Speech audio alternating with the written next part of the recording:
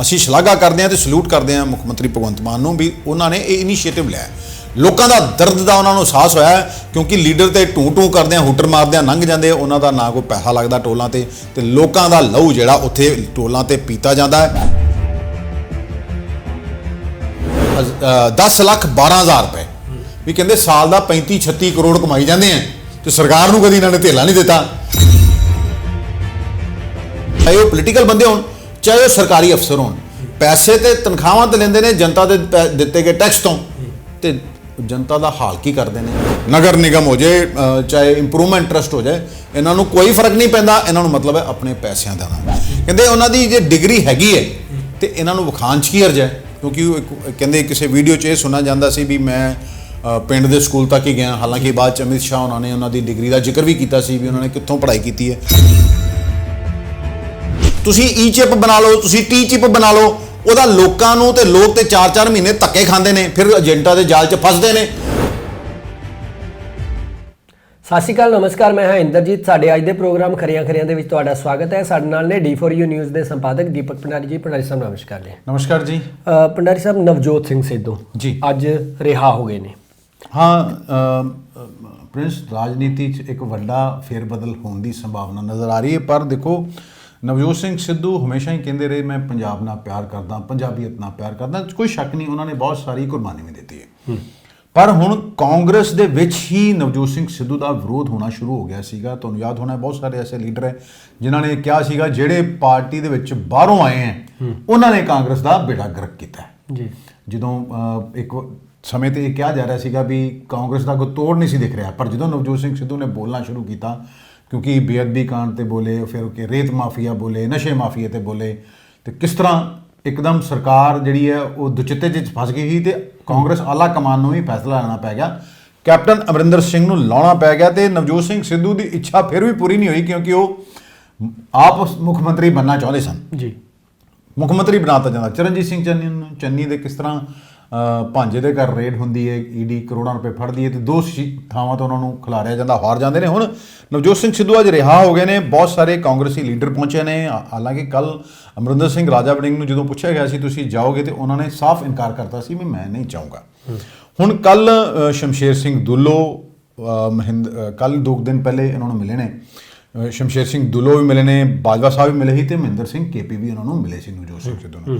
ਤੁਹਾਨੂੰ ਇਹ ਵੀ ਯਾਦ ਹੋਣਾ ਹੈ ਕੁਝ ਸਮਾਂ ਪਹਿਲੇ ਮਨਪ੍ਰੀਤ ਬਾਦਲ ਵੀ ਉਹਨਾਂ ਨੂੰ ਮਿਲੇ ਸੀਗੇ, ਪਰ ਬਾਅਦ ਦੇ ਵਿੱਚ ਉਹ BJP 'ਚ ਸ਼ਾਮਲ ਹੋ ਗਏ ਸੀ।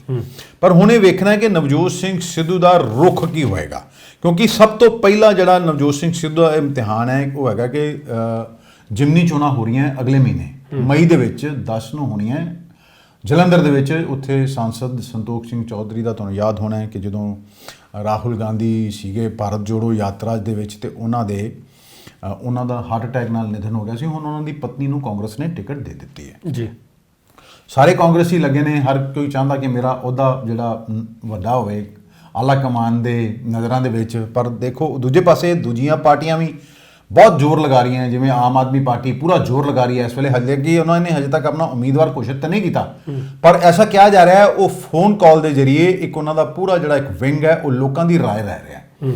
ਕੁਝ ਨਾਵਾਂ ਤੇ ਵੀ ਗੱਲ ਚਰਚਾ ਹੋ ਰਹੀ ਹੈ। ਉਹਦੇ 'ਚ ਸ਼ੀਤਲ ਅੰਗਰਵਾਲ ਹੈ, ਇੱਕ ਸਾਬਕਾ MLA, ਕੋਈ ਸੁਸ਼ੀਲ ਕੁਮਾਰ ਰਿੰਕੂ ਹੈ, ਕੋਈ BSP ਦਾ ਲੀਡਰ ਹੈ ਬਲਵਿੰਦਰ ਕੁਮਾਰ, ਜਾਂ ਹੋਰ ਵੀ ਕਈ ਲੀਡਰ ਨੇ ਵੀ ਇਸ ਵੇਲੇ। ਕਿਉਂਕਿ ਆਮ ਆਦਮੀ ਪਾਰਟੀ ਕੋਲ ਕੋਈ ਵੱਡਾ ਚਿਹਰਾ ਨਜ਼ਰ ਨਹੀਂ ਆ ਰਿਹਾ। ਸੰਗਰੂਰ ਦੀ ਜਿਮਨੀ ਚੋਣਾਂ ਹਾਰ ਚੁੱਕੀਆਂ ਨੇ ਕਿਉਂਕਿ ਉੱਥੇ ਮੁੱਖ ਮੰਤਰੀ ਭਗਵੰਤ ਮਾਨ ਜਦੋਂ ਉਹਨਾਂ ਨੇ ਅਸਤੀਫਾ ਦਿੱਤਾ ਸੀਗਾ ਤੇ ਉੱਥੇ ਜਿੱਤੇ ਸਿਮਰਨਜੀਤ ਸਿੰਘ ਮਾਨ, ਜਿਨ੍ਹਾਂ ਦੀ ਕਦੀ ਉਮੀਦ ਵੀ ਨਹੀਂ ਸੀ ਲਾਈ ਜਾ ਰਹੀ। ਹੁਣ ਇਸ ਕਰਕੇ ਆਮ ਆਦਮੀ ਪਾਰਟੀ ਨੇ ਦੇਖੋ ਜਿਹੜੇ ਵਾਅਦੇ ਕੀਤੇ ਸੀ ਜਨਤਾ ਦੇ ਨਾਲ, ਜਨਤਾ ਕੀ ਸਮਝਦੀ ਹੈ ਵੀ ਕੀ ਆਮ ਆਦਮੀ ਪਾਰਟੀ ਨੇ ਉਹ ਵਾਅਦੇ ਪੂਰੇ ਕੀਤੇ ਨੇ। ਉਹਨਾਂ ਦਾ ਇਹ ਰਿਜ਼ਲਟ ਜਿਹੜਾ ਇਸ ਵੇਲੇ ਇਮਤਿਹਾਨ ਦੀ ਘੜੀ ਹੈ ਆਮ ਆਦਮੀ ਪਾਰਟੀ ਦੇ, ਕਿਉਂਕਿ ਜੇ ਤੇ ਉਹ ਹਾਰ ਜਾਂਦੇ ਹੈ ਤੇ ਇੱਕ ਬੜਾ ਗਲਤ ਮੈਸੇਜ ਆਏਗਾ ਵੀ ਸ਼ਾਇਦ ਉਹ ਕਿਤੇ ਨਾ ਕਿਤੇ ਉਹਨਾਂ ਦੀ ਕਾਰਗੁਜ਼ਾਰੀ ਦੇ ਵਿੱਚ ਕਮੀ ਰਹਿ ਗਈ ਹੈ। ਹਾਲਾਂਕਿ ਬਹੁਤ ਸਾਰੇ ਕੰਮ ਜਿਹੜੇ ਹੈ ਆਮ ਆਦਮੀ ਪਾਰਟੀ ਵੱਲੋਂ ਕੀਤੇ ਜਾ ਰਹੇ ਨੇ। ਮੁੱਖ ਮੰਤਰੀ ਭਗਵੰਤ ਮਾਨ ਦੇਖੋ ਉਹਨਾਂ ਨੇ ਆਪ ਲੋਕਾਂ ਦੀਆਂ ਗੱਲਾਂ ਸੁਣ ਰਹੇ ਨੇ। ਵਿਜੀਲੈਂਸ ਨੇ ਬਹੁਤ ਸਾਰੇ ਸਾਬਕਾ ਮੰਤਰੀ ਅੰਦਰ ਕਰ ਦਿੱਤੇ, ਬਹੁਤ ਸਾਰੇ ਅਧਿਕਾਰੀ ਅੰਦਰ ਕਰਤੇ, ਪਰ ਹਜੇ ਵੀ ਜਿਹੜਾ ਭ੍ਰਸ਼ਟਾਚਾਰ ਹੈ ਨਾ ਜੀ, ਭ੍ਰਸ਼ਟਾਚਾਰ ਮੁੱਕਣ ਦਾ ਨਾਂ ਨਹੀਂ ਲੈ ਰਿਹਾ। ਅਸੀਂ ਤੇ ਕਈ ਵਾਰ ਕਹਿ ਚੁੱਕੇ ਨੇ ਵੀ ਜਿੰਨਾ ਚਿਰ ਕੋਈ ਕੜੀ ਸਜ਼ਾ ਦਾ ਪ੍ਰਾਵਧਾਨ ਨਹੀਂ ਹੋਏਗਾ ਨਾ ਉਹਨਾਂ ਚਿਰ ਭ੍ਰਸ਼ਟਾਚਾਰ ਮੁੱਕਣਾ ਨਹੀਂ ਜੀ। ਹੁਣ ਜੇ ਗੱਲ ਕਰੀਏ ਵੀ ਇਹ ਸੀਟ ਜਿਹੜੀ ਹੈ ਕਾਂਗਰਸ ਦੀ ਪੱਕੀ ਸੀਟ ਮੰਨੀ ਜਾਂਦੀ ਹੈ ਜਲੰਧਰ ਦੀ, ਕਈ ਵਾਰੀ ਕਹਿੰਦੇ ਇਹ ਸਿਰਫ ਜਦੋਂ ਦੀ ਲੋਕ ਸਭਾ ਬਣੀ ਹੈ, ਆਪਣਾ ਦੇਸ਼ ਆਜ਼ਾਦ ਹੋਇਆ, ਸਿਰਫ 4 ਵਾਰਾਂ ਇੱਥੋਂ ਕਾਂਗਰਸ ਹਾਰੀ ਹੈ, ਬਾਕੀ 14 ਵਾਰਾਂ ਇਹ ਜਿਹੜੀ ਸੀਟ ਕਾਂਗਰਸ ਨੇ ਜਿੱਤੀ ਹੈ। ਹੁਣ ਇਸ ਸੀਟ ਨੂੰ ਹਾਸਲ ਕਰਨ ਵਾਸਤੇ ਜਿੱਥੇ ਬੀਜੇਪੀ ਵੀ ਪੂਰਾ ਜ਼ੋਰ ਲਗਾ ਰਹੀ ਹੈ, ਉਹ ਦੂਜੇ ਪਾਸੇ ਸ਼੍ਰੋਮਣੀ ਅਕਾਲੀ ਦਲ ਬਾਦਲ ਵੀ ਪੂਰਾ ਜ਼ੋਰ ਲਗਾ ਰਿਹਾ ਹੈ, ਤੇ ਹੁਣ ਆਮ ਆਦਮੀ ਪਾਰਟੀ ਵੀ ਕੋਈ ਕਸਰ ਨਹੀਂ ਛੱਡ ਰਹੀ। ਮੁੱਖ ਮੰਤਰੀ ਭਗਵੰਤ ਮਾਨ ਆਪ ਉੱਥੇ ਆ ਕੇ ਮੰਦਰ 'ਚ ਮੱਥਾ ਵੀ ਟੇਕ ਗਏ, ਦੇਵੀ ਤਲਾਬ ਮੰਦਰ ਵੀ ਗਏ ਸੀ, ਹੋਰ ਸਾਰੇ ਲੋਕਾਂ ਨੂੰ ਵੀ ਉਹ ਮਿਲੇ ਸੀਗੇ। ਪਰ ਹੁਣ ਦੇਖੋ ਸਮੇਂ ਦੱਸੂਗਾ। ਦੂਜੇ ਪਾਸੇ ਨਵਜੋਤ ਸਿੰਘ ਸਿੱਧੂ ਹੁਣ ਬਾਹਰ ਆ ਗਏ ਨੇ, ਉਹਨਾਂ ਦਾ ਪਰਿਵਾਰ ਵੀ ਉੱਥੇ ਸੀਗਾ, ਸਵਾਗਤ ਵੀ ਉਹਨਾਂ ਦਾ ਚੰਗਾ ਹੋਇਆ, ਪਰ ਕਾਂਗਰਸ ਦੇ ਵਿੱਚ ਉਹਨਾਂ ਦੀ ਭੂਮਿਕਾ ਕੀ ਹੋਏਗੀ? ਉਹਨਾਂ ਨੂੰ ਕੁਝ ਅਹੁਦਾ ਦਿੱਤਾ ਜਾਏਗਾ ਜਾਂ ਨਹੀਂ ਦਿੱਤਾ ਜਾਏਗਾ? ਕਿਉਂਕਿ ਇੱਕ ਪਾਸੇ ਤੇ ਰਾਹੁਲ ਗਾਂਧੀ ਦਾ ਮਾਮਲਾ ਜਿਹੜਾ ਬੜਾ ਵੱਡਾ ਹੋਇਆ ਹੈ ਕਾਂਗਰਸ ਦੇ ਵਿੱਚ, ਕਿਸ ਤਰ੍ਹਾਂ ਉਹਨਾਂ ਨੂੰ ਸਜ਼ਾ ਹੁੰਦੀ ਹੈ ਤੇ ਫਿਰ ਉਹਨਾਂ ਦੀ ਸਦੱਸਤਾ ਚਲੀ ਜਾਂਦੀ ਹੈ, ਐਮਪੀਸ਼ਿਪ ਚਲੀ ਜਾਂਦੀ ਹੈ, ਉਹਨਾਂ ਦਾ ਘਰ ਖਾਲੀ ਕਰਨ ਲਈ ਕਹਿ ਦਿੱਤਾ ਗਿਆ ਵੀ ਕਾਂਗਰਸ ਇਸ ਵੇਲੇ ਆਪ ਇਸ ਚੱਕਰ 'ਚ ਵੀ ਫਸੀ ਹੋਈ, ਤੇ ਨਵਜੋਤ ਸਿੰਘ ਸਿੱਧੂ ਆਪਣੇ ਆਪ ਨੂੰ ਕਿੱਥੇ ਫਿੱਟ ਬਿਠਾਣਗੇ? ਕਿਉਂਕਿ ਜਦੋਂ ਦੇ ਨਵਜੋਤ ਸਿੰਘ ਸਿੱਧੂ ਜੇਲ੍ਹ 'ਚ ਗਏ ਉਦੋਂ ਤੱਕ ਉਹਨਾਂ ਨੇ ਕੋਈ ਟਿੱਪਣੀਆਂ ਨਹੀਂ ਕੀਤੀਆਂ, ਜਦ ਕਿ ਉਹ ਆਪਣੀ ਬੇਬਾਕੀ ਲਈ ਜਾਣੇ ਜਾਂਦੇ ਸਨ। ਤੇ ਹੁਣ ਦੇਖੋ ਉਹਨਾਂ ਨੂੰ ਕਾਂਗਰਸ ਕਿਹੜੀ ਜ਼ਿੰਮੇਵਾਰੀ ਦਿੰਦੀ ਹੈ। ਡਾਕਟਰ ਸਾਹਿਬ, ਮਾਨਯੋਗ ਸੀਐਮ ਭਗਵੰਤ ਮਾਨ ਵੱਲੋਂ ਅੱਜ ਇੱਕ ਹੋਰ ਟੋਲ ਪਲਾਜ਼ਾ ਬੰਦ ਕਰਵਾ ਦਿੱਤਾ ਗਿਆ ਤੇ ਉਹਨਾਂ ਨੇ ਕੁਝ ਲੁੱਟ ਦਾ ਖੁਲਾਸਾ ਵੀ ਕੀਤਾ ਕਿ ਕਿਵੇਂ ਲੁੱਟ ਹੁੰਦੀ ਸੀ ਉੱਥੇ। ਦੇਖੋ ਪ੍ਰਿੰਸ, ਇਹਦੇ 'ਚ ਤੇ ਕੋਈ ਸ਼ੱਕ ਨਹੀਂ ਹੈ ਵੀ ਪੰਜਾਬ ਦੇ ਲੋਕਾਂ ਨੂੰ ਲੁੱਟਿਆ ਗਿਆ, ਤੇ ਲੁੱਟਿਆ ਕਿਹਨਾਂ ਨੇ? ਉਹਨਾਂ ਲੋਕਾਂ ਨੇ ਜਿਨ੍ਹਾਂ ਤੇ ਲੋਕਾਂ ਨੇ ਵਿਸ਼ਵਾਸ ਕੀਤਾ, ਉਹਨਾਂ ਨੂੰ ਵੋਟਾਂ ਪਾਈਆਂ ਤੇ ਉਹਨਾਂ ਨੂੰ ਰਾਜ ਕਰਨ ਲਈ ਬਿਠਾ ਦਿੱਤਾ ਗਿਆ। ਇਹਨਾਂ ਨੇ ਜਿਨ੍ਹਾਂ ਨੇ ਰਾਜ ਕੀਤਾ, ਇਹਨਾਂ ਦਾ ਕੰਮ ਤੇ ਇਹ ਸੀਗਾ ਵੀ ਇਹ ਲੋਕਾਂ ਦੀਆਂ ਗੱਲਾਂ ਸੁਣਨ, ਲੋਕਾਂ ਨੂੰ ਜਿਹੜੀਆਂ ਮੁਸ਼ਕਲਾਂ ਆਉਂਦੀਆਂ ਉਹਨਾਂ ਮੁਸ਼ਕਲਾਂ ਦਾ ਹੱਲ ਕਰਨ। ਹੁਣ ਤੁਸੀਂ ਦੇਖੋ, ਇਹ ਸਮਝ ਨਹੀਂ ਸੀ ਆਉਂਦੀ ਵੀ ਜਦੋਂ ਤੁਸੀਂ ਕਾਰ ਖਰੀਦਦੇ ਹੋ ਜਾਂ ਕੋਈ ਮੋਟਰਸਾਈਕਲ ਖਰੀਦਦੇ ਹੋ ਜਾਂ ਸਕੂਟਰ ਖਰੀਦਦੇ ਹੋ, ਤੁਹਾਨੂੰ ਉਹਦੇ ਤੇ ਰੋਡ ਟੈਕਸ ਦੇਣਾ ਪੈਂਦਾ ਹੈ ਜੀ। ਤੇ ਰੋਡ ਟੈਕਸ ਤਾਂ ਹੀ ਦਿੰਦੇ ਨਾ ਵੀ ਤੁਸੀਂ ਉਹਨੂੰ ਸੜਕ ਤੇ ਚਲਾਉਣਾ ਹੈ, ਤੇ ਸੜਕ ਕਿਹਨੇ ਪ੍ਰੋਵਾਈਡ ਕਰਾਣੀ ਹੈ? ਸਰਕਾਰ ਨੇ ਪ੍ਰੋਵਾਈਡ ਕਰਾਣੀ ਹੈ। ਜੇ ਸੜਕ ਨਹੀਂ ਤੁਸੀਂ ਦੇ ਸਕਦੇ, ਸੜਕ ਤੁਸੀਂ ਪ੍ਰਾਈਵੇਟ ਹੱਥਾਂ 'ਚ ਦੇਣੀ ਹੈ, ਫਿਰ ਉਸ ਸੜਕ ਤੇ ਚੱਲਣ ਤੇ ਤੁਸੀਂ ਟੈਕਸ ਲੈਣਾ ਹੈ, ਤੇ ਫਿਰ ਰੋਡ ਟੈਕਸ ਕਾਹਦਾ? ਮਤਲਬ ਇਹ ਤੇ ਉਹ ਹਾਲ ਹੈ ਵੀ ਸਾਡਾ ਲਹੂ ਪੀ ਜਾਓ, ਚੂਸੀ ਜਾਓ, ਜੌਂਕਾਂ ਲੱਗੀਆਂ। ਜਨਤਾ ਹੈ, ਜਨਤਾ ਨੇ ਕੀ ਬੋਲਣਾ ਹੈ? ਦੇਖੋ ਮਹਿੰਗਾਈ ਚਰਮ ਤੇ ਪਹੁੰਚ ਗਈ, ਗੈਸ ਸਿਲੰਡਰ ਕਿੱਥੇ ਚਲਾ ਗਿਆ, ਸਸਤਾ ਕਰੂਡ ਆਇਲ ਹੋਇਆ। ਜਦੋਂ ਮਹਿੰਗਾ ਹੁੰਦਾ ਤੇ ਝੱਟ ਕੰਪਨੀਆਂ ਭਾਅ ਵਧਾ ਦਿੰਦੀਆਂ, ਤੇ ਸਸਤਾ ਹੈ ਕਿਸੇ ਨੇ ਪੁੱਛਿਆ? ਹੁਣ ਗੱਲ ਕਰਾਂ, ਦੇਖੋ ਇਹ ਟੋਲ ਪਲਾਜ਼ਾ ਬੰਦ ਕਰਾਇਆ ਉਹਨਾਂ ਨੇ, ਇਹਦਾ ਕੀਰਤਪੁਰ ਸਾਹਿਬ ਵਾਲਾ ਟੋਲ ਪਲਾਜ਼ਾ ਕਹਿੰਦੇ ਇਹਨੂੰ, ਅਨੰਦਪੁਰ ਸਾਹਿਬ ਤੇ ਉਹਨਾਂ ਰੋਡ ਤੇ ਸਥਿਤ ਹੈ। ਕਹਿੰਦੇ ਵੀ 2006 ਦੇ ਵਿੱਚ ਟੋਲ ਪਲਾਜ਼ਾ ਬਣਿਆ ਸੀ ਤੇ 2007 ਦੇ ਵਿੱਚ ਆਪਰੇਸ਼ਨ 'ਚ ਆਇਆ ਸੀ, ਪਰ ਇਹਨਾਂ ਨੇ ਕਈ ਜਿਹੜੇ ਵਾਅਦੇ ਜਿਹੜੇ ਇਹਨਾਂ ਨੇ ਕਰਨੀਆਂ ਹੁੰਦੀਆਂ, ਚੀਜ਼ਾਂ ਦੇਣੀਆਂ ਹੁੰਦੀਆਂ, ਮੁਹੱਈਆ ਕਰਾਉਣੀਆਂ ਹੁੰਦੀਆਂ, ਉਹ ਨਹੀਂ ਸੀ ਕੀਤੀਆਂ। ਤੇ ਮੁੱਖ ਮੰਤਰੀ ਭਗਵੰਤ ਮਾਨ ਅੱਜ ਸਵੇਰੇ ਪਹੁੰਚਦੇ ਉੱਥੇ, ਨਾਲ ਸਵੇਰੇ ਉਹ ਪਹਿਲੇ ਟਵੀਟ ਕਰਦੇ ਨੇ ਵੀ ਅੱਜ ਲੋਕਾਂ ਨੂੰ ਇੱਕ ਹੋਰ ਟੋਲ ਪਲਾਜ਼ਾ ਤੋਂ ਮੁਕਤੀ ਦਿਵਾਈ ਜਾਏਗੀ।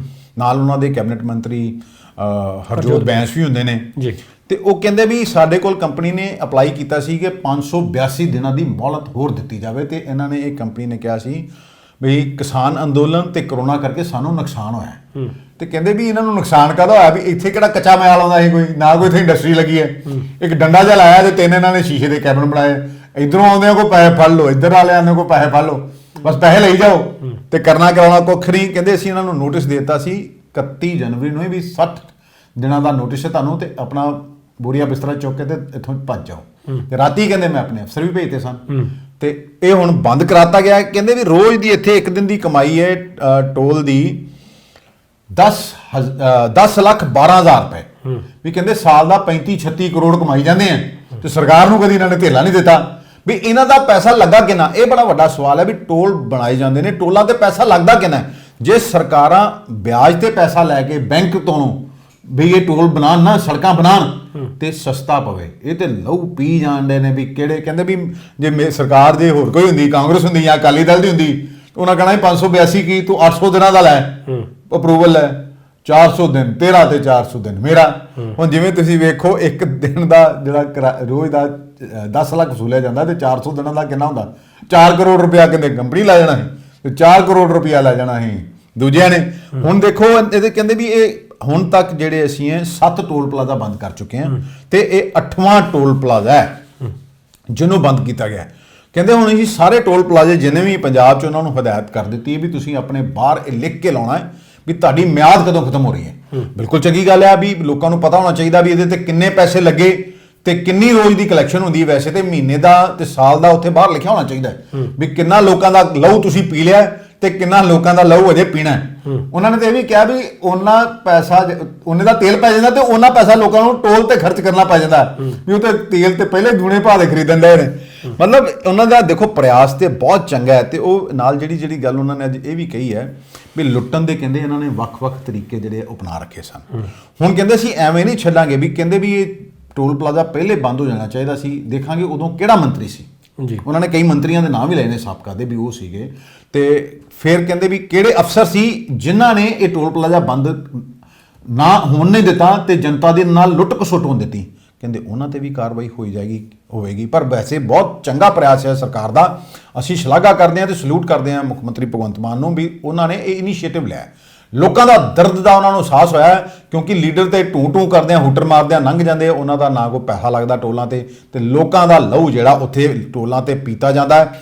ਮਾਨ ਸਾਹਿਬ ਨੇ ਇੱਕ ਹੋਰ ਜਿਹੜੀ ਚੰਗੀ ਗੱਲ ਕਹੀ, ਕਹਿੰਦੇ ਵੀ ਬਹੁਤ ਸਾਰੇ ਬੰਦੇ ਜਿਹੜੇ ਆ ਫੜੇ ਗਏ ਜਿਹੜੀਆਂ ਜਿਨ੍ਹਾਂ ਨੇ ਬੇਨਾਮੀ ਪ੍ਰਾਪਰਟੀਆਂ ਖਰੀਦੀਆਂ ਨਾ, ਕਹਿੰਦੇ ਇੱਕ ਇੱਕ ਪੈਸੇ ਦਾ ਹਿਸਾਬ ਹੋਊਗਾ, ਪਛਾਣ ਕੀਤੀ ਜਾਊਗੀ ਤੇ ਉਹ ਪ੍ਰਾਪਰਟੀਆਂ ਜਿਹੜੀਆਂ ਖਜ਼ਾਨਾ ਜਿਹੜਾ ਹੈ ਉਹ ਜਿਹੜਾ ਲੁੱਟਿਆ ਗਿਆ ਉਹ ਪੈਸਾ ਸਾਰਾ ਖਜ਼ਾਨੇ 'ਚ ਆਏਗਾ, ਇਹਨਾਂ ਨੂੰ ਖਾਣ ਨਹੀਂ ਦਿੱਤਾ ਜਾਏਗਾ। ਤੇ ਜਦੋਂ ਪੱਤਰਕਾਰਾਂ ਨੇ ਉਹਨਾਂ ਨੂੰ ਸਵਾਲ ਪੁੱਛਿਆ ਵੀ ਇਹ ਹੁਣ ਤੁਸੀਂ ਟੋਲ ਤਾਂ ਬੰਦ ਕਰਤਾ ਹੈ ਤੇ ਸੜਕਾਂ ਦੀ ਰਾਖੀ ਕੌਣ ਕਰੇਗਾ, ਕਹਿੰਦੇ ਵੀ PWD ਇਹਨੂੰ ਟੇਕ ਓਵਰ ਕਰੂਗਾ ਤੇ 67 ਕਰੋੜ ਰੁਪਇਆ ਕਹਿੰਦੇ ਇਸ ਕੰਪਨੀ ਕੋ ਸਰਕਾਰ ਨੇ ਲੈਣਾ ਹੈ।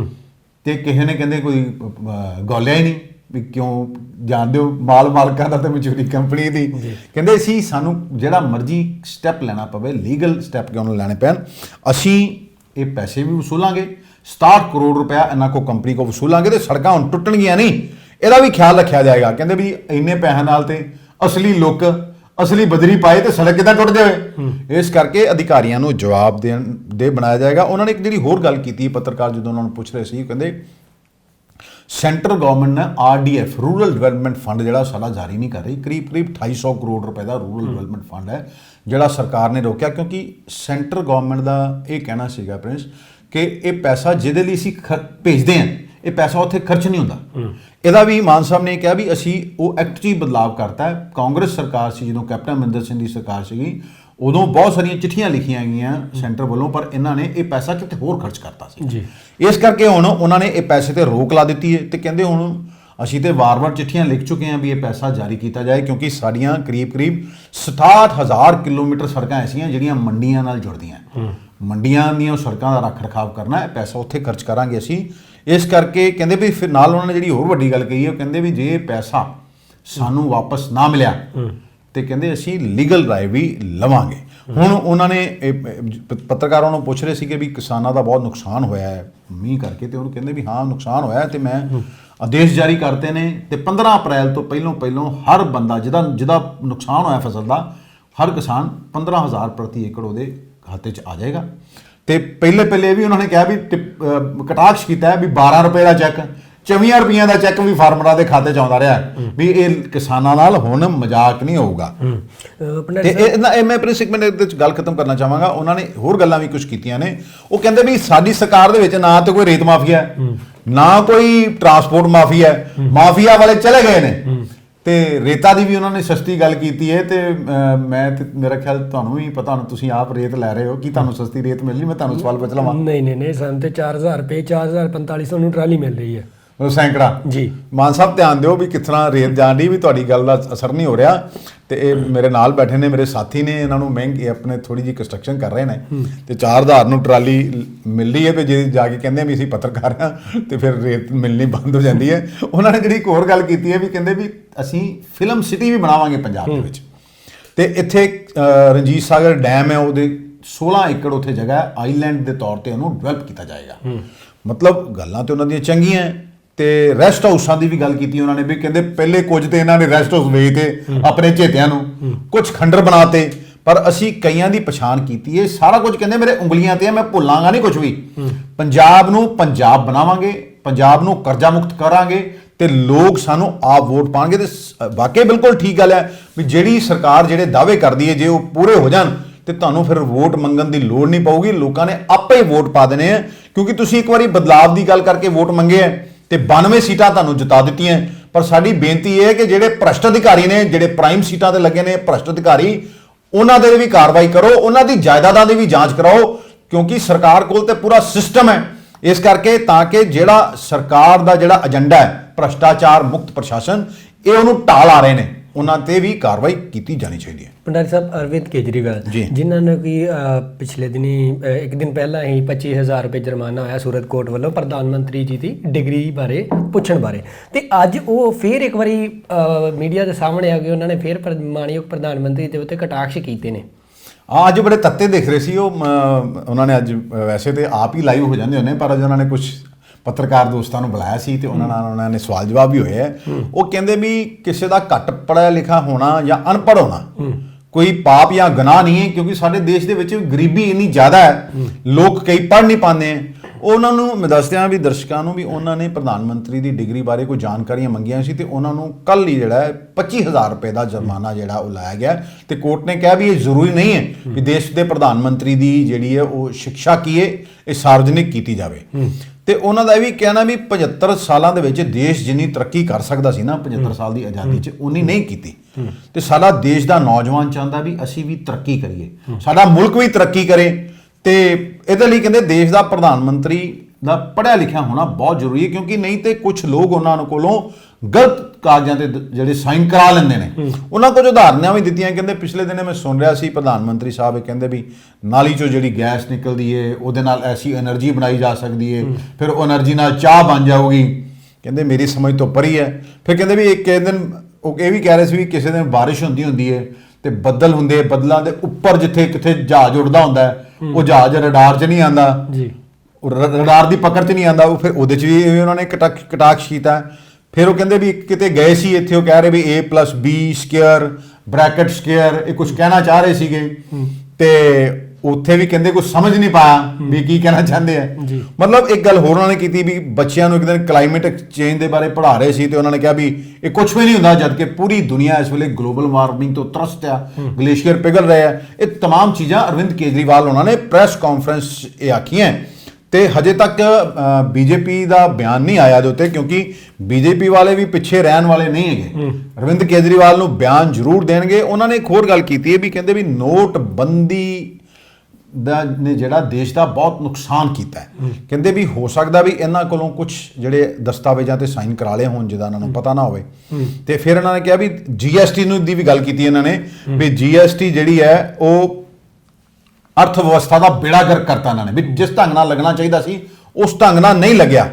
ਫਿਰ 3 ਕ੍ਰਿਸ਼ੀ ਕਾਨੂੰਨਾਂ ਦੀ ਵੀ ਗੱਲ ਕੀਤੀ ਹੈ। ਫਿਰ ਇਹ ਵੀ ਕਿਹਾ ਉਹਨਾਂ ਅਰਵਿੰਦ ਕੇਜਰੀਵਾਲ ਉਹਨਾਂ ਨੇ ਵੀ 60,000 ਸਕੂਲ ਜਿਹੜੇ ਆ ਦੇਸ਼ 'ਚ ਬੰਦ ਕਰਾਤੇ ਹੈ। ਮਤਲਬ ਇਹ ਹੈ ਕਿ ਦੇਸ਼ ਦੀ ਸਿੱਖਿਆ ਦੀ ਤਰਫ ਤਵੱਜੋ ਨਹੀਂ ਦਿੱਤੀ ਜਾ ਰਹੀ ਤੇ ਦੇਸ਼ ਤਰੱਕੀ ਕਿਵੇਂ ਕਰੇਗਾ ਜੀ। ਉਹਨਾਂ ਕਹਿੰਦਾ ਵੀ ਹਾਈ ਕੋਰਟ ਦੇ ਆਰਡਰ ਨੇ ਮੇਰਾ ਸੰਸ਼ੇ ਜਿਹੜਾ ਹੋਰ ਵਧਾ ਦਿੱਤਾ ਹੈ ਕਿ ਪ੍ਰਧਾਨ ਮੰਤਰੀ ਸਾਹਿਬ ਪੜ੍ਹੇ ਲਿਖੇ ਕਿੰਨੇ ਪੜ੍ਹੇ ਲਿਖੇ ਨੇ। ਕਹਿੰਦੇ ਉਹਨਾਂ ਦੀ ਜੇ ਡਿਗਰੀ ਹੈਗੀ ਹੈ ਤੇ ਇਹਨਾਂ ਨੂੰ ਵਿਖਾਉਣ 'ਚ ਕੀ ਹਰਜ ਹੈ, ਕਿਉਂਕਿ ਉਹ ਕਹਿੰਦੇ ਕਿਸੇ ਵੀਡੀਓ 'ਚ ਇਹ ਸੁਣਿਆ ਜਾਂਦਾ ਸੀ ਵੀ ਮੈਂ ਪਿੰਡ ਦੇ ਸਕੂਲ ਤੱਕ ਹੀ ਗਿਆ। ਹਾਲਾਂਕਿ ਬਾਅਦ 'ਚ ਅਮਿਤ ਸ਼ਾਹ ਉਹਨਾਂ ਨੇ ਉਹਨਾਂ ਦੀ ਡਿਗਰੀ ਦਾ ਜ਼ਿਕਰ ਵੀ ਕੀਤਾ ਸੀ ਵੀ ਉਹਨਾਂ ਨੇ ਕਿੱਥੋਂ ਪੜ੍ਹਾਈ ਕੀਤੀ ਹੈ।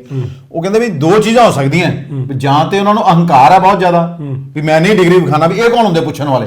ਪਰ ਕਹਿੰਦੇ ਲੋਕਤੰਤਰ 'ਚ ਜਨਤਾ ਨੂੰ ਸਭ ਜਾਣਨ ਦਾ ਅਧਿਕਾਰ ਹੈ ਜੀ। ਤੇ ਕਹਿੰਦੇ ਵੀ ਜੇ ਡਿਗਰੀ, ਫਿਰ ਦੂਜੀ ਗੱਲ ਇਹ ਵੀ ਕਹੀ ਉਹਨਾਂ ਅਰਵਿੰਦ ਕੇਜਰੀਵਾਲ ਵੀ ਕੇਸ ਕਰਕੇ ਡਿਗਰੀ ਵਿਖਾਉਣ ਤੋਂ ਉਹ ਨਹੀਂ ਵਿਖਾ ਰਹੇ ਵੀ ਕੀ ਇਹਨਾਂ ਦੀ ਡਿਗਰੀ ਫਰਜ਼ੀ ਹੈ।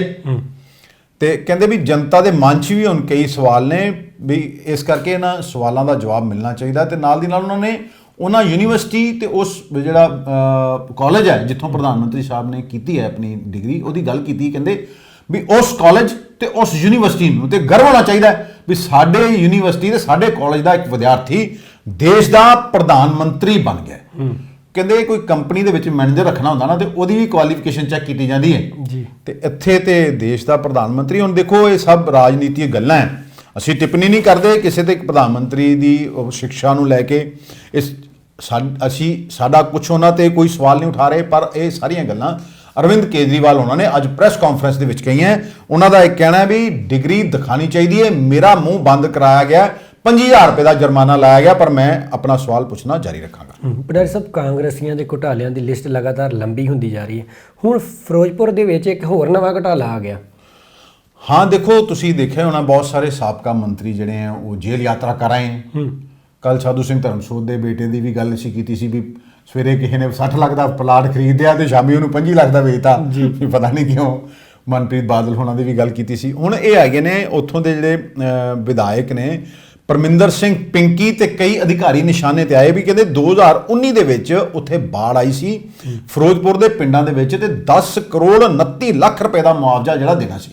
ਉਹ ਕਹਿੰਦੇ ਮੁਆਵਜ਼ਾ ਜਿਹੜਾ ਇਹ ਜਿਹੜੇ ਅਸਲ ਲੋਕ ਸੀ ਉਹਨਾਂ ਦੇ ਹੱਥਾਂ ਤੱਕ ਨਹੀਂ ਪਹੁੰਚਿਆ। ਇਹ ਸ਼ਿਕਾਇਤ ਕੀਤੀ ਹੈ ਆਮ ਆਦਮੀ ਪਾਰਟੀ ਦੇ ਜਿਹੜੇ ਐਮਐਲਏ ਨੇ ਰਣਬੀਰ ਸਿੰਘ ਭੁੱਲਰ, ਸੀਐਮ ਸਾਹਿਬ ਨੂੰ ਉਹਨਾਂ ਨੇ ਸ਼ਿਕਾਇਤ ਕੀਤੀ। ਉਹ ਕਹਿੰਦੇ ਵੀ ਵਾਰ-ਵਾਰ ਕਹਿਣ ਦੇ ਬਾਵਜੂਦ ਵੀ ਅਧਿਕਾਰੀ ਵੀ ਇਹਦੇ ਤੇ ਸੰਗਿਆਨ ਨਹੀਂ ਲੈ ਰਹੇ, ਇਹਨੂੰ ਲਟਕਾਇਆ ਜਾ ਰਿਹਾ ਮਾਮਲੇ ਨੂੰ। ਆਖਿਰਕਾਰ ਕਿਉਂ ਲਟਕਾਇਆ ਜਾ ਰਿਹਾ ਹੈ ਇਹ ਸਮਝ ਤੋਂ ਪਰੇ ਹੈ। ਤੇ ਦੂਜੇ ਪਾਸੇ ਪਿੰਕੀ ਉਹਨਾਂ ਦੇ ਇੱਕ ਰਿਸ਼ਤੇਦਾਰ ਨੇ ਇੰਟਰਵਿਊ ਕੀਤੀ, ਉਹ ਕਹਿੰਦੇ ਵੀ ਸਾਡੇ ਕੋਲ ਪੂਰਾ ਰਿਕਾਰਡ ਹੈ ਵੀ ਕਿਹਨੂੰ ਇਹ ਦਿੱਤੀ ਹੈ ਕਿਸੇ ਤੇ। ਇਸ ਕਰਕੇ ਜੇ ਪੈਸਾ ਸਾਡਾ ਤੇ ਇੱਕੋ ਹੀ ਸਵਾਲ ਹੈ ਪ੍ਰਿੰਸ, ਜੇ ਤਾਂ ਕਿਸੇ ਨੇ ਪੈਸਾ ਕਿਸੇ ਦਾ ਅਧਿਕਾਰ ਖਾਦਾ ਤੇ ਉਹਦੇ ਤੇ ਕਾਰਵਾਈ ਜ਼ਰੂਰ ਹੋਣੀ ਚਾਹੀਦੀ ਹੈ ਤੇ ਉਹਦੇ ਕੋਲ ਭਰਪਾਈ ਵੀ ਹੋਣੀ ਚਾਹੀਦੀ ਹੈ।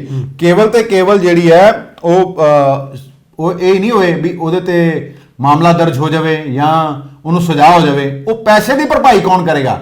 ਉਹ ਪੈਸਾ ਸਰਕਾਰ ਦਾ ਪੈਸਾ ਸੀਗਾ, ਉਹ ਜਨਤਾ ਦਾ ਪੈਸਾ ਸੀ, ਜਨਤਾ ਦੇ ਟੈਕਸ ਦਾ ਪੈਸਾ ਸੀਗਾ।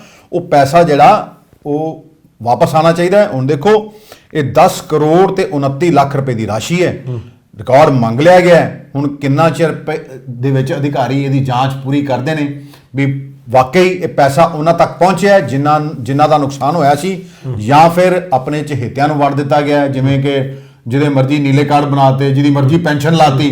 ਵੀ ਇਹ ਵੀ ਉਸ ਤਰ੍ਹਾਂ ਹੀ ਹੈ, ਇਹ ਆਉਣ ਵਾਲਾ ਸਮਾਂ ਦੱਸੇਗਾ। ਪਰ ਲੱਗਦਾ ਹੈ ਵੀ ਸਰਕਾਰ ਕਿਸੇ ਵੀ ਭ੍ਰਸ਼ਟ ਨੂੰ ਛੱਡੂਗੀ ਨਹੀਂ। ਆਪਣਾ ਸਾਹਿਬ ਬੁਲੰਦ ਸ਼ਹਿਰ ਵਿੱਚ ਇੱਕ ਮਕਾਨ ਦੇ ਵਿੱਚ ਕੈਮੀਕਲ ਫੈਕਟਰੀ ਚੱਲਦੀ ਸੀ, ਜਿਹਦੇ ਦੌਰਾਨ ਇੱਕ ਹਾਦਸਾ ਹੋ ਜਾਂਦਾ ਤੇ 5 ਲੋਕਾਂ ਦੀ ਮੌਤ ਹੋ ਜਾਂਦੀ ਹੈ।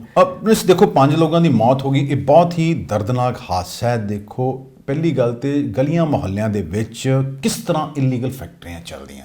ਇਹ ਹਾਦਸਾ ਨਹੀਂ, ਇਹ ਬੇਸਿਕਲੀ ਹੱਤਿਆ ਕੀਤੀ ਗਈ ਹੈ ਉਹਨਾਂ ਅਧਿਕਾਰੀਆਂ ਵੱਲੋਂ ਜਿਨ੍ਹਾਂ ਨੇ ਇਸ ਫੈਕਟਰੀ ਨੂੰ ਬੰਦ ਕਰਾਉਣ ਦੀ ਕੋਸ਼ਿਸ਼ ਨਹੀਂ ਕੀਤੀ। ਇਸ ਤੋਂ ਪਹਿਲਾਂ ਵੀ ਪੰਜਾਬ ਦੇ ਵਿੱਚ ਐਸੀਆਂ ਕਈ ਰੈਜ਼ੀਡੈਂਸ਼ੀਅਲ ਏਰੀਆ ਦੇ ਵਿੱਚ ਇਮਾਰਤਾਂ ਬਣੀਆਂ ਜਿਨ੍ਹਾਂ ਹਾਦਸਾਗ੍ਰਸਤ ਹੋਣ ਦੇ ਨਾਲ ਜਿਨ੍ਹਾਂ ਦੇ ਕਾਰਨ ਬਹੁਤ ਸਾਰੇ ਲੋਕਾਂ ਦੀਆਂ ਜਾਨਾਂ ਚਲੀਆਂ ਗਈਆਂ। ਦੇਖੋ ਕੀਮਤੀ ਜਾਨਾਂ ਹੈ ਲੋਕਾਂ ਦੀਆਂ, ਵੀ ਤੁਸੀਂ ਕੀ ਪੈਸੇ ਕਾਹਦੇ ਲੈਂਦੇ ਹੋ? ਵੀ ਤੁਹਾਡਾ ਸਿਰਫ ਕੰਮ ਇੱਕੋ ਹੀ ਰਹਿ ਗਿਆ ਵੀ ਤੁਸੀਂ ਸਵੇਰੇ ਘਰੋਂ ਤਾਰ ਕੇ ਆਉਂਦੇ ਹੋ ਵੀ ਇਹੀ ਪੈਸੇ ਤੇ ਠੱਗੀ ਕਿੱਥੋਂ ਮਾਰਨੀ ਹੈ? ਵੀ ਲੋਕਾਂ ਤੇ ਰਹਿਮ ਕਰੋ, ਲੋਕੀ ਆਪੇ ਗਲਤੀਆਂ ਕਰਨੀਆਂ ਹਟ ਜਾਣਗੇ ਜਦੋਂ ਤੁਸੀਂ ਗਲਤ ਕੰਮ ਕਰਨੋਂ ਹਟ ਜਾਓਗੇ। ਬੜਾਵਾ ਨਹੀਂ ਦਿਓਗੇ, ਚਾਹੇ ਉਹ ਪੋਲੀਟੀਕਲ ਬੰਦੇ ਹੋਣ ਚਾਹੇ ਉਹ ਸਰਕਾਰੀ ਅਫਸਰ ਹੋਣ। ਪੈਸੇ ਤੇ ਤਨਖਾਹਾਂ ਤੇ ਲੈਂਦੇ ਨੇ ਜਨਤਾ ਦੇ ਦਿੱਤੇ ਗਏ ਟੈਕਸ ਤੋਂ, ਤੇ ਜਨਤਾ ਦਾ ਹਾਲ ਕੀ ਕਰਦੇ ਨੇ? ਮਤਲਬ ਤੁਸੀਂ ਦੇਖੋ ਵੱਡੀਆਂ ਇਮਾਰਤਾਂ ਬਣੀਆਂ, ਅੰਮ੍ਰਿਤਸਰ ਦੀ ਅਸੀਂ ਗੱਲ ਕਰ ਲਈਏ, ਨਗਰ ਨਿਗਮ ਹੋ ਜਾਏ ਚਾਹੇ ਇੰਪਰੂਵਮੈਂਟ ਟਰਸਟ ਹੋ ਜਾਏ, ਇਹਨਾਂ ਨੂੰ ਕੋਈ ਫਰਕ ਨਹੀਂ ਪੈਂਦਾ, ਇਹਨਾਂ ਨੂੰ ਮਤਲਬ ਹੈ ਆਪਣੇ ਪੈਸਿਆਂ ਦਾ ਨਾਲ। ਇਸ ਕਰਕੇ ਸਰਕਾਰ ਨੂੰ ਇਹ ਜਾਂਚ ਕਰਾਉਣੀ ਚਾਹੀਦੀ ਵੀ ਕਿਹੜੇ ਲੋਕ ਨੇ ਜਿਹੜੇ ਮਕਾਨ ਦੇ ਵਿੱਚ ਫੈਕਟਰੀ ਚੱਲਣ ਰਹੀ ਸੀਗੀ ਤੇ ਇਹ ਕਿੰਨਾ ਆਪਣੀ ਜਿਹੜੀ ਜ਼ਿੰਮੇਵਾਰੀ ਨੂੰ ਠੀਕ ਢੰਗ ਨਾਲ ਨਹੀਂ ਨਿਭਾਇਆ ਤੇ ਐਡਾ ਵੱਡਾ ਹਾਦਸਾ ਜਿਹੜਾ ਹੋ ਗਿਆ। ਸਰ ਅਮਰਤਪਾਲ ਸਿੰਘ ਜਿਹੜੇ ਕਿ ਇੱਕ ਤੋਂ ਇੱਕ ਉਹਨਾਂ ਦੀ ਬਾਅਦ ਵੀਡੀਓ ਆ ਰਹੀ ਹੈ, ਕੋਈ ਆਡੀਓ ਵੀ ਆ ਰਹੀ ਹੈ, ਪਰ ਕੋਈ ਅਜੇ ਸਥਿਤੀ ਸਪਸ਼ਟ ਨਹੀਂ ਹੋਈ ਇਹਦੇ ਤੇ, ਸਰਕਾਰ ਵੱਲੋਂ ਵੀ ਕੋਈ ਐਕਸ਼ਨ ਨਹੀਂ ਲਿਆ ਗਿਆ ਤੇ ਇਸ ਦੇ ਨਾਲ ਹੀ ਇਹਨ ਕਿਹਾ ਜਾ ਰਿਹਾ ਕਿ ਇਹਦੇ ਨਾਲ ਵਪਾਰ ਤੇ ਵੀ ਇੱਕ ਵੱਡਾ ਅਸਰ ਪੈ ਰਿਹਾ। ਦੇਖੋ ਅੱਜ 18 ਮਾਰਚ ਪਹਿਲੇ ਇਹਨਾਂ ਦੇ ਫੜੇ ਗਏ ਸੀ, 6 ਸਮਰਥਕ ਫੜੇ ਗਏ ਸੀ। ਉਸ ਤੋਂ ਬਾਅਦ ਅੱਜ 1 ਅਪ੍ਰੈਲ ਹੋ ਗਈ, 14-15 ਦਿਨ ਹੋ ਗਏ। ਅੰਮ੍ਰਿਤਪਾਲ ਹੋਣੀ ਕਿੱਥੇ ਹੈ ਕੋਈ ਪਤਾ ਨਹੀਂ ਲੱਗ ਰਿਹਾ। ਕੱਲ ਵੀ ਪੁਲਿਸ ਨੇ ਸਰਚ ਅਭਿਆਨ ਚਲਾਇਆ, ਡੇਰਿਆਂ ਦੇ ਉੱਤੇ ਜਿਹੜੀ ਹੈ ਉਹ ਛਾਪੇਮਾਰੀ ਵੀ ਕੀਤੀ ਹੈ, ਚੈਕਿੰਗ ਵੀ ਕੀਤੀ ਹੈ। ਹੁਣ ਕੁਝ ਉਦਯੋਗਪਤੀਆਂ ਦਾ ਕਹਿਣਾ ਵੀ ਸਰਕਾਰ ਜਿਹੜੀ ਹੈ ਇਸ ਮਾਮਲੇ ਨੂੰ ਜਲਦੀ ਸੁਲਝਾਏ। ਹੁਣ ਚੈਂਬਰ ਆਫ ਇੰਡਸਟਰੀਅਲ ਕਮਰਸ ਦੇ ਕਮਰਸ਼ੀਅਲ ਅੰਡਰਟੇਕਿੰਗਸ ਦੇ ਅਧਿਕਸ਼ ਹੈਗੇ ਨੇ ਉਪਕਾਰ ਸਿੰਘ, ਉਹਨਾਂ ਦਾ ਕਹਿਣਾ ਪੰਜਾਬ ਤੋਂ ਬਾਹਰ ਜਿਹੜੇ ਗਾਹਕ ਨੇ ਨਾ ਉਹ ਹੁਣ ਪੰਜਾਬ ਆਉਣ ਚੋਂ ਹਿਚਕ ਰਹੇ ਨੇ ਕਿਉਂਕਿ ਪੰਜਾਬ ਦੇ ਵਿੱਚ ਕਾਨੂੰਨ ਵਿਵਸਥਾ ਜਿਹੜੀ ਉਹ ਬੜੀ ਚਿੰਤਾਜਨਕ ਹੈ। ਤੁਹਾਨੂੰ ਯਾਦ ਹੀ ਪਹਿਲੇ ਕਿਸ ਤਰ੍ਹਾਂ ਗੈਂਗਸਟਰਾਂ ਨੇ ਸ਼ਰੇਆਮ ਜਿਹਨੂੰ ਮਰਜ਼ੀ ਗੋਲੀ ਮਾਰ ਦਿੰਦੇ ਸੀ, ਫਰੌਤੀਆਂ ਮੰਗ ਲੈਂਦੇ ਸੀ, ਉਹਨੇ ਨਵਾਂ ਹੀ ਕੰਮ ਹੋ ਗਿਆ। ਉਹ ਕਹਿੰਦੇ ਵੀ ਨੁਕਸਾਨ ਸਾਨਲਾ ਹੋਣਾ ਹੈ, ਪਰ ਸੈਂਟਰ ਗਵਰਨਮੈਂਟ ਤੇ ਪੰਜਾਬ ਗਵਰਨਮੈਂਟ ਦੋਨਾਂ ਨੂੰ ਚਾਹੀਦਾ ਇਸ ਮੁੱਦੇ ਨੂੰ ਛੇਤੀ ਹੱਲ ਕੀਤਾ ਜਾਵੇ। ਕਿਉਂਕਿ ਕਹਿੰਦੇ ਮੈਨੂੰ ਸਪਸ਼ਟ ਰੂਪ ਤੇ ਯਾਦ ਹੈ ਜਦੋਂ 1980 ਦਾ ਦਸ਼ਕ ਸੀਗਾ ਤੇ ਕਿੰਨਾ ਨੁਕਸਾਨ ਪੰਜਾਬ ਨੂੰ ਜਿਹੜਾ ਝੱਲਣਾ ਪਿਆ ਸੀ। ਕਹਿੰਦੇ ਵੀ ਇਨਵੈਸਟ ਪੰਜਾਬ ਦੇ ਬਾਅਦ ਸਥਿਤੀ ਤਾਂ ਠੀਕ ਹੋਣੀ ਚਾਹੀਦੀ ਸੀ, ਪਰ ਪੰਜਾਬ ਦੀ ਬਹੁਤ ਜ਼ਿਆਦਾ ਬਦਨਾਮੀ ਹੋ ਰਹੀ ਹੈ ਬਾਹਰ, ਤੇ ਕਿਸ ਤਰ੍ਹਾਂ ਕੋਈ ਵਪਾਰੀ ਆਏਗਾ? ਇਸ ਤਰ੍ਹਾਂ ਹੀ ਹੋਰ ਵੀ ਕਹਿੰਦੇ ਵੀ ਉਹ ਵਪਾਰੀ ਇੱਕ ਹੈਗੇ ਨੇ ਰਜਨੀਸ਼ ਹੂਜਾ, ਕਹਿੰਦੇ ਮੇਰਾ ਬੇਟਾ ਦਿੱਲੀ 'ਚ ਆ ਤੇ ਕਨਫਿਊਜ਼ ਸੀਗਾ ਵੀ ਵਾਪਸ ਪੰਜਾਬ ਜਾਵਾਂ ਕਿ ਨਾ ਜਾਵਾਂ। ਕਹਿੰਦੇ ਵੀ ਸਾਡੇ ਗਾਹਕ ਜਿਹੜੇ ਆ ਉਹ ਡਰ ਰਹੇ ਆ ਸਾਨੂੰ ਆਰਡਰ ਦੇਣ ਤੋਂ। ਹੁਣ ਇਸ ਤਰ੍ਹਾਂ ਵੀ ਕਈ ਜਿਹੜੀਆਂ ਵੱਡੇ ਜਿਹੜੇ ਪਹਿਲੇ ਪਲਾਂਟ ਇੱਥੇ ਆਉਣੇ ਚਾਹੁੰਦੇ ਸੀਗੇ ਤੇ ਹੁਣ ਪੰਜਾਬ ਆਉਣ ਚੋਂ ਹਿਚਕਿਚਾ ਰਹੇ ਨੇ ਵੀ ਕੀ ਇੱਥੇ ਧਰਨਿਆਂ ਦਾ ਪੰਜਾਬ ਬਣ ਕੇ ਰਹਿ ਗਿਆ। ਇਸ ਕਰਕੇ ਸਰਕਾਰ ਨੂੰ ਇਹ ਜਲਦੀ ਜਿਹੜਾ ਹੈ ਹੱਲ ਇਹਦਾ ਕੱਢਣਾ ਚਾਹੀਦਾ ਹੈ ਵੀ, ਕਿਉਂਕਿ ਇਹ ਸਥਿਤੀ ਗੰਭੀਰ ਹੁੰਦੀ ਜਾ ਰਹੀ ਹੈ, ਲੋਕ ਡਰੇ ਹੈ, ਗੈਂਗਸਟਰ ਕਿਸ ਤਰ੍ਹਾਂ ਜੇਲ੍ਹਾਂ 'ਚੋਂ ਇੰਟਰਵਿਊ ਦਿੰਦੇ ਆ, ਕੌਣ ਨਹੀਂ ਜਾਣਦਾ। ਇਸ ਕਰਕੇ ਸਰਕਾਰ ਨੂੰ ਇਸ ਮਸਲੇ ਦਾ ਛੇਤੀ ਤੋਂ ਛੇਤੀ ਹੱਲ ਕਰਨਾ ਚਾਹੀਦਾ। ਹਾਂ ਪੰਡਰ ਸਾਹਿਬ, ਭਾਰਤ ਸਰਕਾਰ ਵੱਲੋਂ ਹੁਣ ਇੱਕ ਨਵਾਂ ਪਾਸਪੋਰਟ ਜਾਰੀ ਕਰਨਾ ਹੈ ਉਹਨਾਂ ਨੇ, ਇੱਕ ਚਿਪ ਵਾਲਾ, ਪਿੱਛੇ ਜੀ ਵੀ ਕਾਫੀ ਖਬਰਾਂ ਦੇ ਵਿੱਚ ਨਸ਼ਰ ਹੋ ਰਿਹਾ ਸੀ, ਤੇ ਇਹ ਕਦੋਂ ਕਰਨ ਜਾ ਰਹੀ ਹੈ ਤੇ ਕੀ ਇਹਦੇ ਤੇ ਕੀ ਚੱਲ ਰਿਹਾ? ਦੇਖੋ, ਇਹ ਕਹਿੰਦੇ ਆ ਵੀ ਜਲਦੀ ਹੀ ਜੁਲਾਈ 'ਚ ਇਹ ਜਿਹੜਾ ਸ਼ੁਰੂ ਹੋ ਜਾਏਗਾ, ਈ ਚਿਪ ਵਾਲਾ ਪਾਸਪੋਰਟ ਹੋਏਗਾ। ਹੁਣ ਜਿਵੇਂ ਤੁਹਾਡੇ ਉਹਦੇ ਤੇ ਡਰਾਈਵਿੰਗ ਲਾਇਸੈਂਸ 'ਚ ਚਿਪ ਲੱਗਦੀ, ਇਸ ਤਰ੍ਹਾਂ ਹੀ ਤੁਹਾਡੇ ਪਾਸਪੋਰਟ ਦੇ ਵਿੱਚ ਚਿਪ ਵੀ ਲੱਗ ਰਹੀ ਹੈ। ਉਹ ਸਰਕਾਰ ਦਾ ਕਹਿਣਾ ਹੈ ਇਹਦੇ ਨਾਲ ਵੀ ਤੁਹਾਨੂੰ ਲੋਕ ਜਿਹੜੇ ਫੇਕ ਪਾਸਪੋਰਟ ਬਣਾਉਣਾ ਜਿਹੜਾ ਲਗਭਗ ਨਾਮੁਮਕਿਨ ਹੋ ਜਾਏਗਾ, ਨਕਲੀ ਪਾਸਪੋਰਟ ਨਹੀਂ ਬਣ ਪਾਏਗਾ ਗਲਤ ਆਧਾਰਿਤ, ਕਿਉਂਕਿ ਉਹਦੇ 'ਚ ਤੁਹਾਡੀ ਸਾਰੀ ਜਾਣਕਾਰੀ ਹੋਏਗੀ। ਪਰ ਸਾਡੀ ਸਰਕਾਰ ਨੂੰ ਇਹ ਬੇਨਤੀ ਹੈ ਵੀ ਅੰਮ੍ਰਿਤਸਰ ਦੇ ਵਿੱਚ ਪਾਸਪੋਰਟ ਆਫਿਸ ਹੈ ਜਿੱਥੇ 6 ਜ਼ਿਲ੍ਹਿਆਂ ਦੇ ਲੋਕ ਆਉਂਦੇ ਆ। ਪਿੱਛੇ ਵੀ ਖਬਰ ਨਸ਼ਰ ਹੋਈ ਸੀ ਕਿ ਸਾਂਸਦ ਗੁਰਜੀਤ ਸਿੰਘ ਔਜਲਾ ਨੇ ਵੀ ਉੱਥੇ ਜਾ ਕੇ ਆਖਿਆ ਸੀ ਵੀ ਇੱਥੇ ਲੋਕਾਂ ਨੂੰ 20-30 ਹਜ਼ਾਰ ਰੁਪਇਆ ਅਪਾਇੰਟਮੈਂਟ ਲੈਣ ਨੂੰ ਦੇਣਾ ਪੈਂਦਾ। ਵੈਸੇ ਵੀ 500 ਰੁਪਇਆ ਤੇ ਹਰ ਬੰਦਾ ਦਿੰਦਾ ਹੈ ਉੱਥੇ ਜਿਹੜਾ ਅਪਾਇੰਟਮੈਂਟ ਲੈਂਦਾ, ਕਿਉਂਕਿ ਉਹਨੂੰ ਪਤਾ ਨਹੀਂ ਹੈ ਕਿਸ ਤਰ੍ਹਾਂ ਅਪਾਇੰਟਮੈਂਟ ਲੈਣੀ ਹੈ। ਸਾਡੀ ਬੇਨਤੀ ਹੈ ਸਰਕਾਰ ਨੂੰ ਕਾਊਂਟਰ ਵਧਾਏ ਜਾਣ ਜਾਂ ਜ਼ਿਲ੍ਹਿਆਂ ਨੂੰ ਵੰਡਤਾ ਜਾਏ ਵੀ ਹੋਰ ਵੀ ਕਿਤੇ ਜਿਹੜੀ ਬੇਸਿਕਸ ਚੀਜ਼ਾਂ ਹੈ ਉਹ ਤਾਂ ਕਰੋ। ਤੁਸੀਂ ਈ ਚਿਪ ਬਣਾ ਲਓ, ਤੁਸੀਂ ਟੀ ਚਿਪ ਬਣਾ ਲਓ, ਉਹਦਾ ਲੋਕਾਂ ਨੂੰ, ਤੇ ਲੋਕ ਤੇ 4-4 ਮਹੀਨੇ ਧੱਕੇ ਖਾਂਦੇ ਨੇ, ਫਿਰ ਏਜੰਟਾਂ ਦੇ ਜਾਲ 'ਚ ਫਸਦੇ ਨੇ। ਠੀਕ ਹੈ, ਸਰਕਾਰਾਂ ਨੂੰ ਬੇਸਿਕਸ ਜਿਹੜੀਆਂ ਸੁਵਿਧਾਵਾਂ ਨੇ ਉਹਨਾਂ ਦੇ ਵਿੱਚ ਵੀ ਆਪਣੇ ਜਿਹੜੇ ਸਿਸਟਮ ਹੈ ਉਹਨਾਂ ਨੂੰ ਸੁਧਾਰ ਕਰਨਾ ਚਾਹੀਦਾ ਵੀ ਕਿਉਂ 4 ਮਹੀਨੇ? ਆਜ਼ਾਦ ਮੁਲਕ ਦਾ ਆਜ਼ਾਦ ਸ਼ਹਿਰੀ ਹੈ ਬੰਦਾ, ਤੁਸੀਂ ਫੀਸ ਵਧਾ ਦਿਓ ਨਾ, 1500 ਰੁਪਏ ਤੁਸੀਂ ਫੀਸ ਲੈਂਦੇ ਹੋ, ਵਧਾ ਦਿਓ, ਕਹਿ ਦਿਓ ਵੀ 5000 ਫੀਸ ਲੈਣੀ ਹੈ, ਵੀ 3 ਦਿਨਾਂ 'ਚ ਪਾਸਪੋਰਟ ਮਿਲੇਗਾ।